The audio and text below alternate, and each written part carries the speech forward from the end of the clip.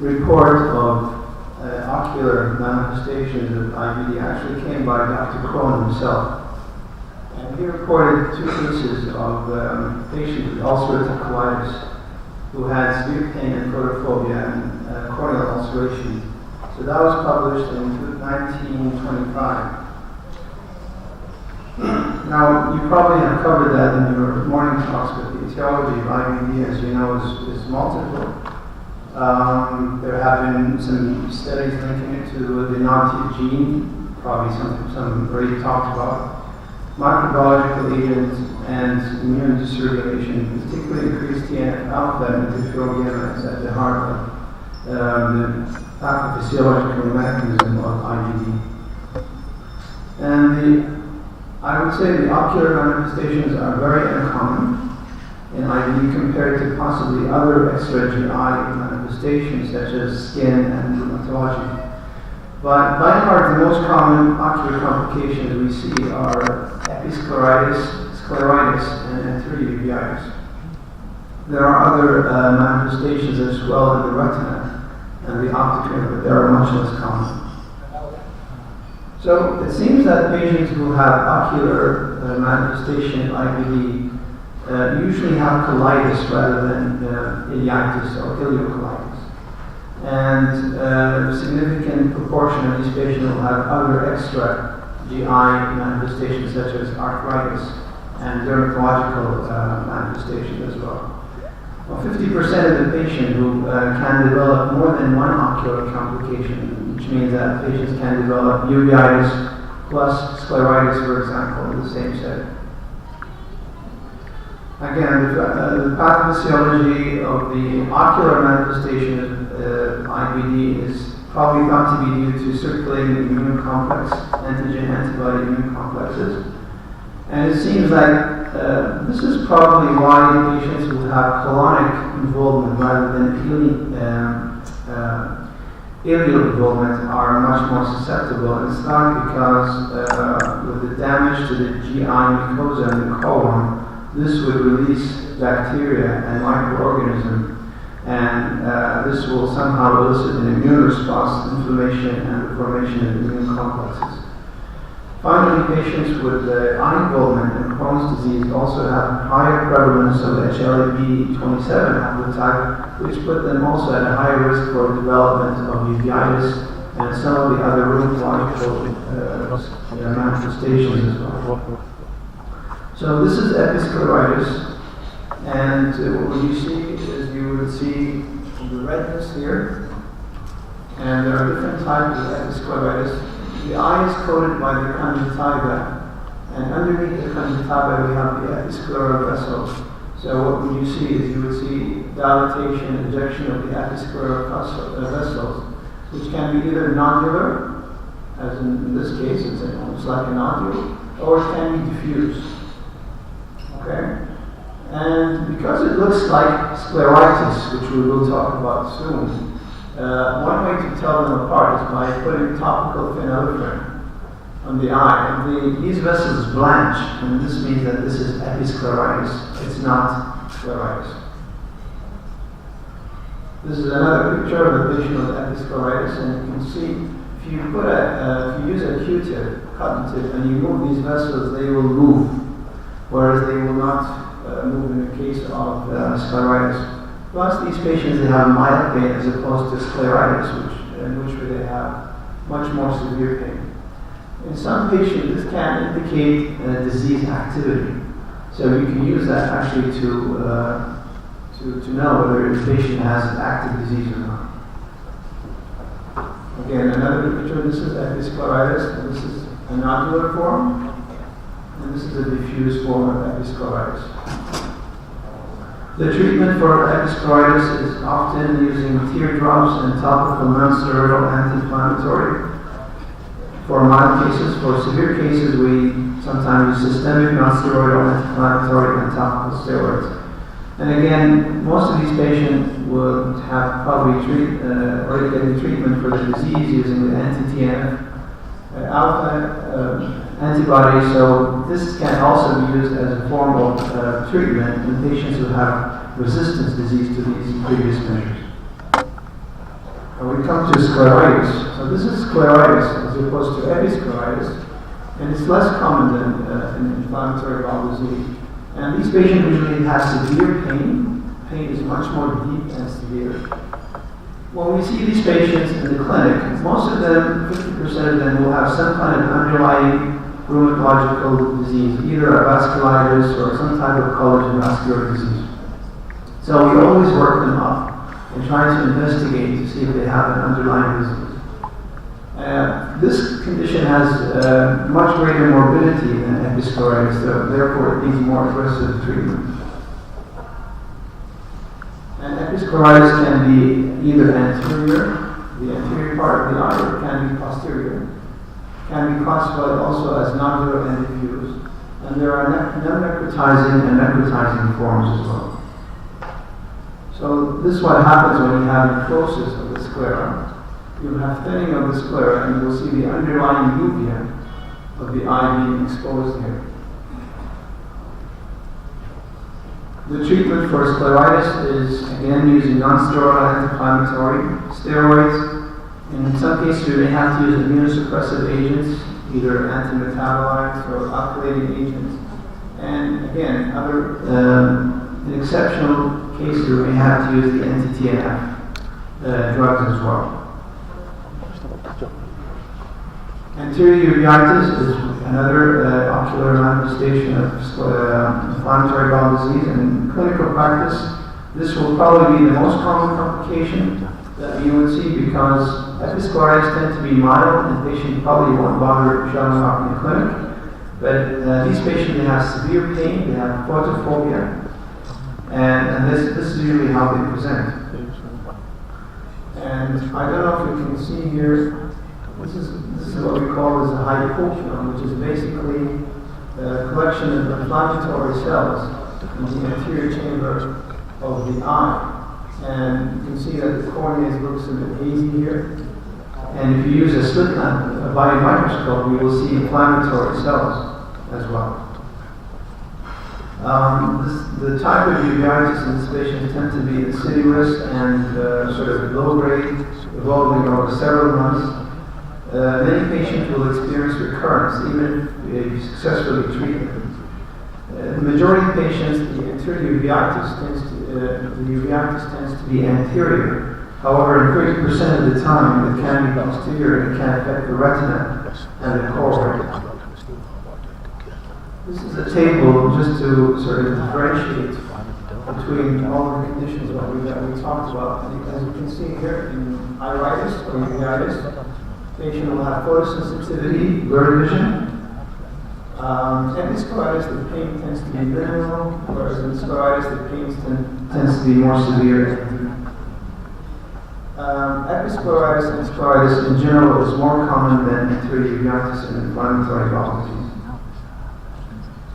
Other ocular manifestation includes optic neuritis, and this is very rare. In fact, when I looked at the literature, this was the only case report that I found. And there can be other ophthalmic manifestations as well, neuroophthalmic manifestations such as optic neuropathy. Many of these patients will probably may have some kind of dietary deficiency because of the GI involvement, so they can have deficiencies of certain vitamins or minerals, and that can compromise the optic nerve function in the retina. So what they develop is they develop an optic neuropathy secondary to the dietary deficiency. Other vaso-occlusive complications due to, for example, vasculitis and strokes can have neuroophthalmic manifestations such as eye movement deficit, cranial palsy, and visual field defects. Keratitis, which is involvement of the cornea, and what you would see these, what we call them as subepithelial infiltrate, which are these dots there in the cornea. They tend to be irregular, oval, and sometimes nodular. They tend to be inside the cornea. They also tend to be bilateral and symmetric, and they can be treated usually with topical steroids. Less common complications include orbital complications. Patients can develop what we call an orbital inflammatory syndrome.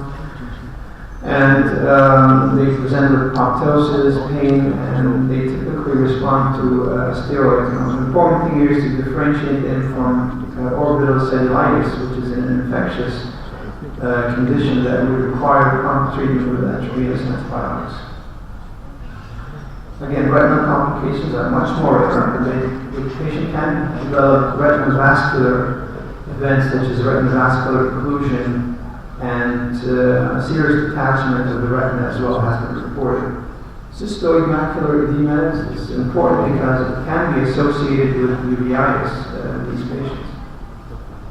This is a patient with inflammatory bowel disease who has retinal vasculitis, and you can see here on the left side, this is the intravenous fluorescein angiogram picture. So it's basically when we inject a dye into the eye and take pictures of the eye, you can see the vasculature of the eye.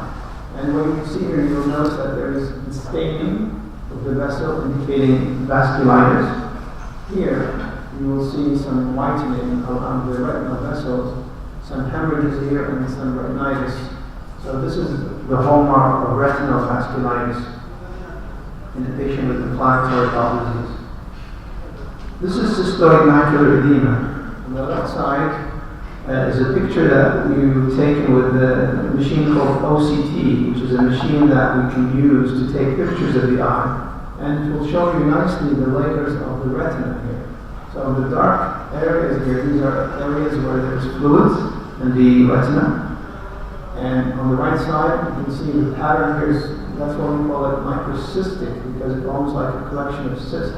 This is the intravenous fluorescein, and it's again showing you the cystoid macular edema. This is an important cause of decreased vision in patients who have uveitis. And this is actually a very good way of monitoring it, using OCT and intravenous fluorescein angiography. In patients who are resistant to steroid, we may have to use immunosuppressive agents. And these can be alkylating agents such as cyclophosphamide or antimetabolites such as methotrexate or azathioprine. The use of anti-TNF, which I know you use for inflammatory bowel disease, is largely based on anecdotal evidence, and there is no evidence to support using them for ocular manifestations. That we use them in cases in which the treatment with steroid fails, or the patient is unresponsive to medical treatment. And we have been using these agents in ophthalmology since for ages. I mean, the anti-TNF, we use it for patients who have juvenile, idiopathic juvenile arthritis. We have been using them in cases of uveitis associated with Behçet disease and sarcoidosis as well. So, but the use of them is strictly off-label because there is no controlled trials to support their use for ocular manifestation. But we do use them sometimes. Now, an important complication of uveitis in any uveitis or uveitis with inflammatory bowel disease is glaucoma. And as you know, glaucoma is a condition where you have relative increase in the intraocular pressure that will cause damage to the optic nerve. And because of the chronic inflammation in the eye, glaucoma can be due to proteins, inflammatory debris, and sometimes due to certain cytokines and prostaglandin-mediated inflammation as well. This will all cause glaucoma by causing scarring of the trabecular meshwork, which is the area in which the eye fluid or the aqueous fluid filters. So this is a picture of a normal optic nerve, and this is a glaucomatous optic nerve. And what you notice is that there's an increase in the size of the cup on this eye. We call this cupping, and this is a hallmark of a glaucomatous optic neuropathy. Now remember, the patients who are taking steroids also can raise the intraocular pressure. So we may be treating these patients with steroids, but steroids can give you glaucoma as well. So these patients, if they're taking any kind of steroid, whether it's systemic, topical, they always need to be monitored for glaucoma. And glaucoma treatment is largely medical. There are different classes of anti-glaucoma drugs that we use. And in cases in which medical treatment fails, we may have to do surgery. And there are a variety of surgeries that we can do. What we can do is we do filtering surgery.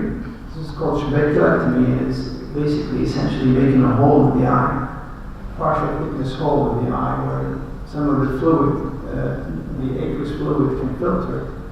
Or we can use some of these devices, the glaucoma drainage devices. Basically, it's a tube with a reservoir, and the tube goes into the eye, into the anterior chamber to drain the aqueous fluid. Another important complication of uveitis is cataract. Steroids can also give you cataract as well. And the cataract of these patients is usually more complicated.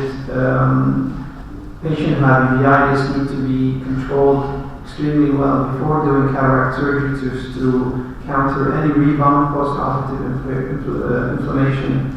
And there's also some technical issues. These cataracts are usually more complicated and generally technically difficult cases even to do from the surgical aspect. I was trying to think of other ocular complications that you may see in patients with inflammatory bowel disease, and some of these patients may require a central line. Okay, and whenever you put a central line in a patient, that always has the risk of causing an endogenous endophthalmitis, and typically fungal in these cases. Now, we talked about nutritional deficiencies and how this can affect the function of the retina and the optic nerve. So vitamin B, vitamin B12, B1, patient can develop optic neuropathy of the early keys encephalopathy, for example. Now, the other thing you have to remember is that some of the immunosuppressive drugs that we use for inflammatory bowel disease are neurotoxic. And an example of that is cyclosporin. Cyclosporin can cause optic neuropathy as well. Some of the other drugs like the interferon alpha can give you retinopathy, and we see that, for example, in patients who have chronic hepatitis C virus and are taking interferon treatment, they can develop an interferon retinopathy due to interferon. Now, the last thing I'm going to talk about is that there have been reports of anti-TNF drugs causing optic neuritis, and I've seen a few cases myself. There are about probably 17 cases reported in the literature. A large cohort looked at this and found that the incidence is not really much different from non-biological drugs. However, it's probably prudent if you have a patient, for example, have a demyelinating disease or multiple sclerosis, that probably should not use anti-TNF alpha in these patients. So just to summarize, remember, episcleritis, scleritis, and uveitis are the most common eye complications of inflammatory bowel disease. The ocular manifestations are more common in patients who have colon involvement and have other extra GI manifestations such as arthritis and dermatological manifestations. Most of the time, the treatment of IBD using anti-TNF drugs is usually effective. However, we can use steroids, immunosuppressive, and anti-TNF agent just for the ocular manifestation. And remember that cataract and glaucoma are important sequelae of uveitis in patients with IBD. Thank you.